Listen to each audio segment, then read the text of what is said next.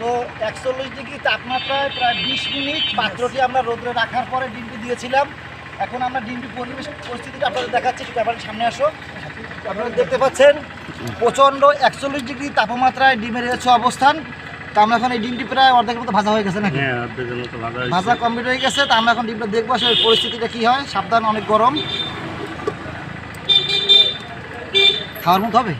হ্যাঁ, খাওয়ার মতো হয়ে গেছে। হ্যাঁ, ডিমটা প্রায় খাওয়ার মতো হয়ে গেছে। হাত দেওয়া যাচ্ছে না।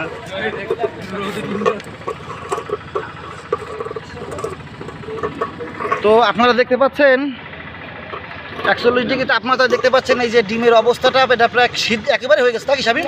একেবারে হয়ে গেছে। আমরা একটা থালের পরে নিয়ে ভাজার চেষ্টা করেছিলাম কলেজ মোড়ে। আপনারা দেখতে পাচ্ছেন এনামুল আছে, মামুন আছে, শামিম আছে। ডিমটা ভাজো ভাই। মোস্তফার কাছে আসেন।